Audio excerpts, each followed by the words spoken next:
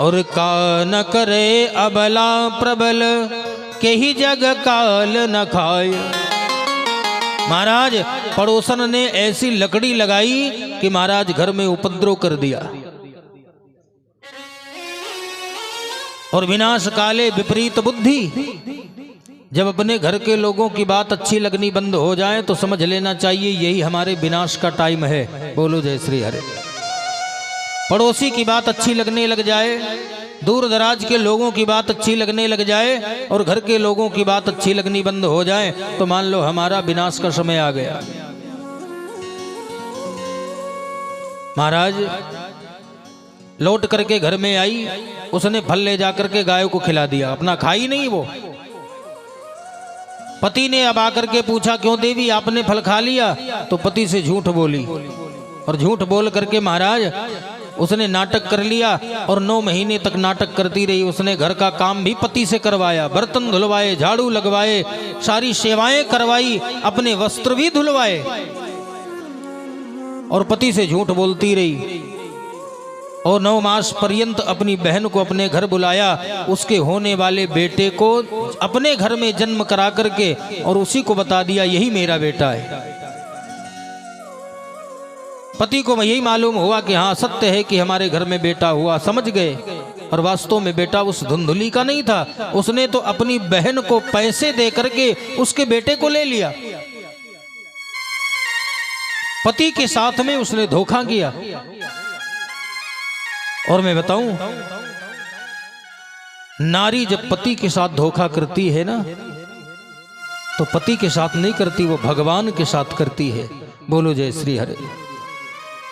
और उसको अनेकों प्रकार के नरक भोगने ही पड़ते हैं, उसको कोई बचा नहीं सकता दुनिया का नागरिक।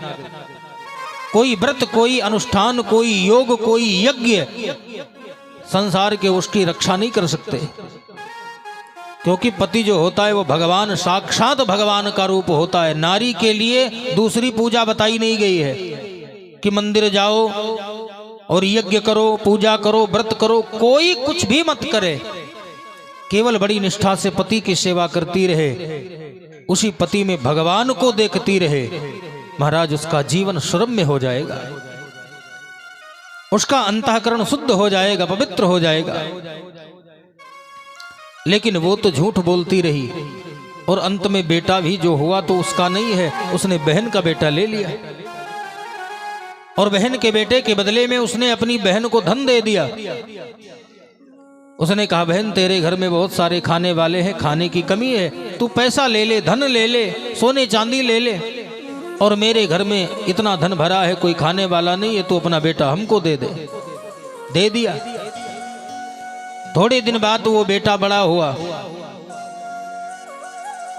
गांव और नगर के लोगों ने उसको धीरे से बता दिया तू इसका बेटा नहीं है, तू तो केवल राजा बन गया बस। बोलो जय श्री हरि, तेरा भाग्य है। वही धुंधकारी धीरे धीरे धीरे कुछ दिन बाद कुछ बड़ा हुआ तो गौ माता को जो फल खिलाया था ना उस धुंधली ने, थोड़े दिन बाद गाय को भी बेटा ही हुआ। बोलो जय श्री हरे। अंतर क्या हुआ कि शरीर तो मनुष्य का है पर कान गाय के जैसे हो गए, इसलिए गोकर्ण नाम हो गया। कर्ण जिनके हैं गाय के समान, उसका नाम है गोकर्ण। गोकर्ण नाम रख दिया। और धुंधुली का बेटा, धुंधुली ने माना था ना मेरा बेटा है, इसलिए धुंधुली ने अपने नाम के साथ जोड़ा नाम तो रख दिया धुंधकारी।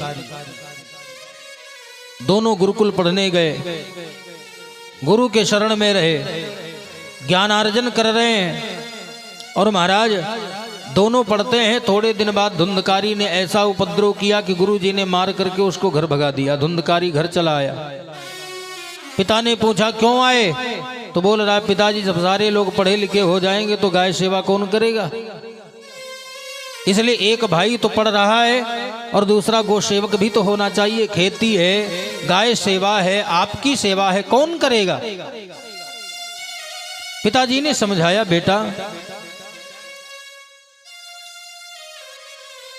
अज्ञानी प्राणी का संसार में कोई स्थान नहीं होता।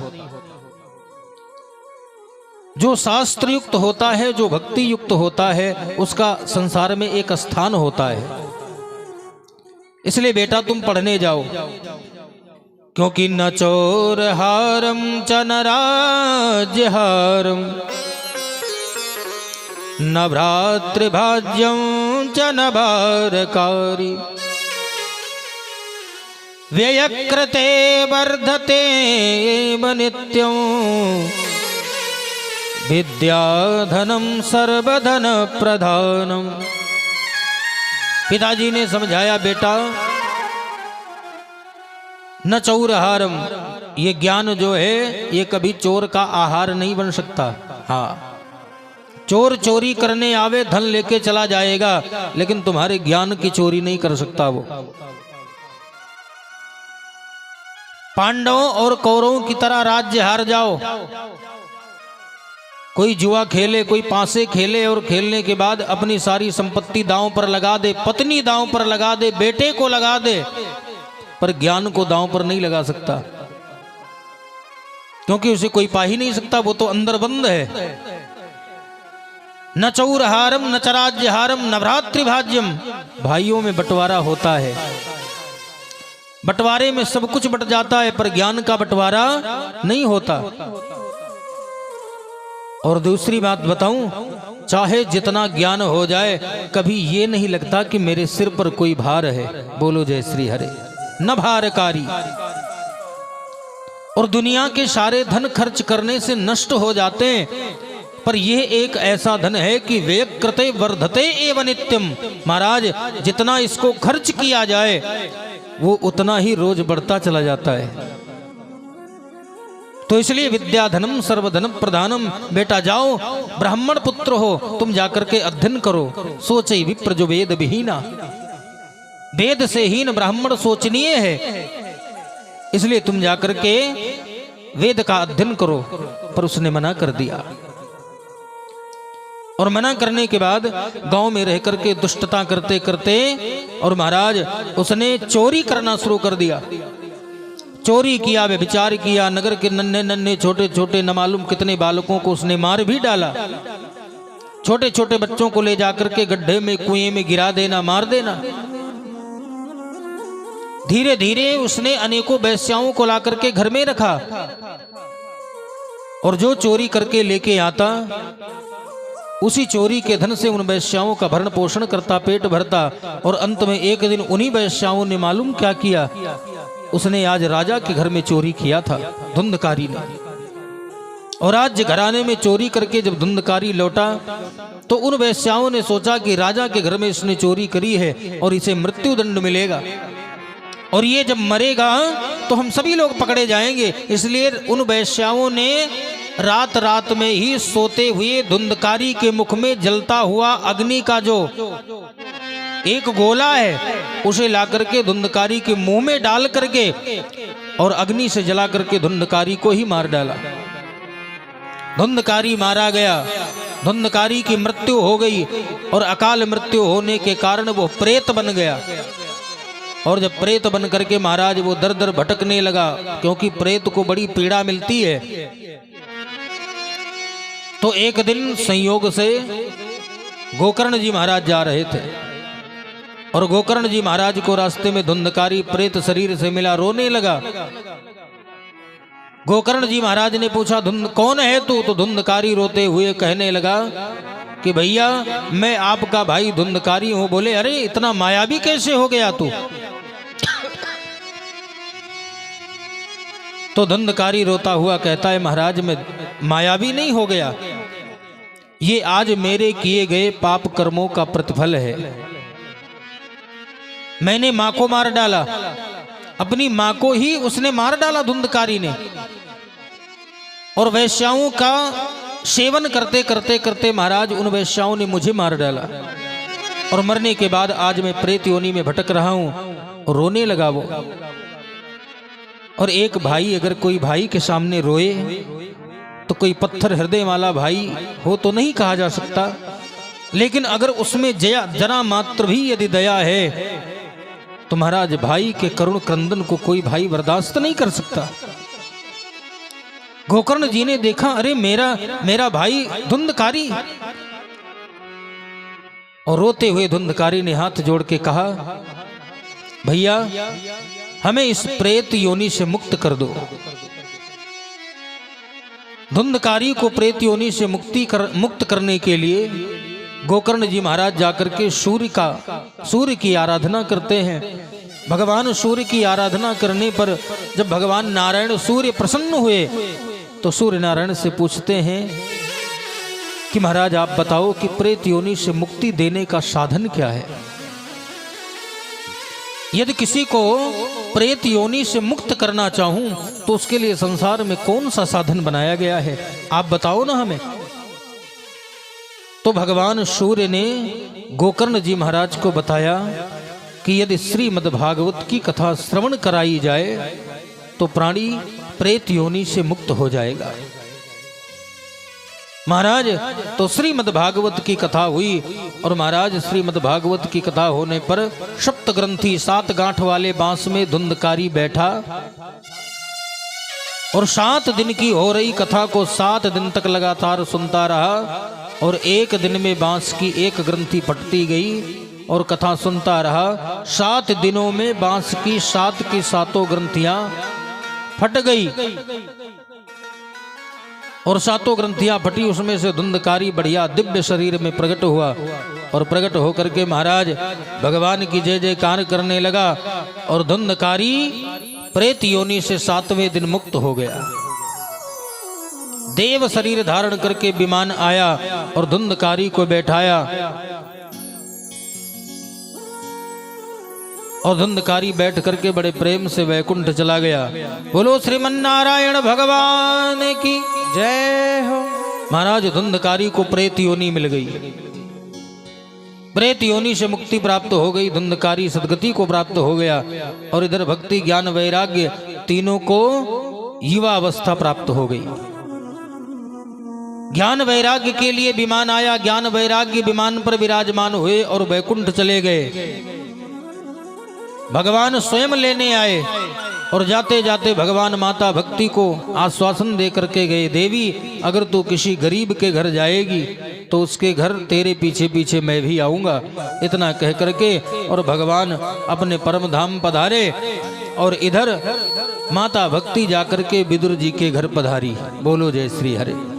तो तब तक माता भक्ति विदुर जी के घर में रह करके थोड़ा आनंद मनाती हैं, और तब तक हम लोग प्रभु का स्मरण करते हुए फिर भगवान की आरती करेंगे, और कल यहीं से अग्रिम कथा हम आप सभी को श्रवण कराएंगे। बोलो श्रीमन्नारायण भगवान की जय। कि मेरो राधा रमण गिरधारी, गिरधारी श्याम बनवारी, मेरो राधा रमण गिरधारी, गिरधारी श्याम बनवारी, मेरो राधा रमण गिरधारी, गिरधारी श्याम बनवारी, मेरो राधा रमण गिरधारी, गिरधारी श्याम बनवारी, गिरधारी श्याम बनवारी, गिरधारी श्याम बनवारी, मेरो मोहन मदन मुरारी, मेरो मोहन मदन मुरारी, मेरो राधा रमण गिरधारी, गिरधारी श्याम बनवारी, मेरो राधा रमण गिरधारी, गिरधारी श्याम बनवारी। जय हो राधे राधे। सुंदर भाव है, ताली बजा के।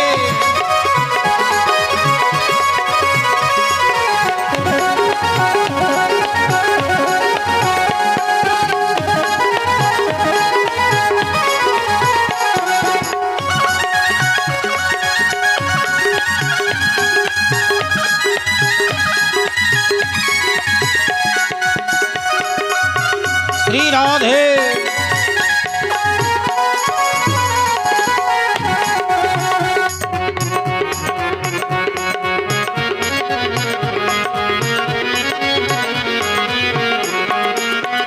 मेरो राधा रमण मेरो बाधा हरण, मेरो राधा रमण मेरो बाधा हरण, मेरो राधा रमण मेरो बाधा हरण, मेरो राधा रमण मेरो बाधा हरण।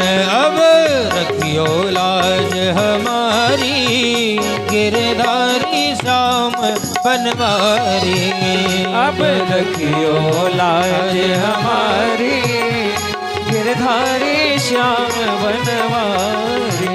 मेरो राधा रमण गिरधारी गिरधारी श्याम बनवारी, मेरो राधा रमण गिरधारी गिरधारी श्याम बनवारी। जय हो।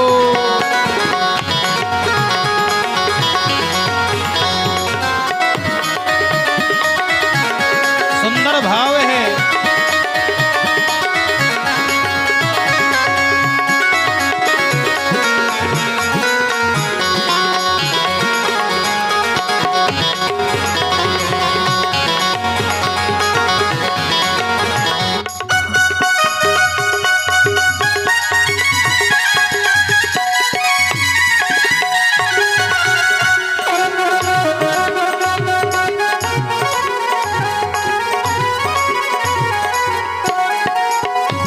बोलो बाल कृष्ण लाल की जय हो। श्री श्री कात्यायनी माता की जय। अब आप सभी लोग यथास्थान खड़े होंगे और भगवान की आरती करेंगे बड़े प्रेम से।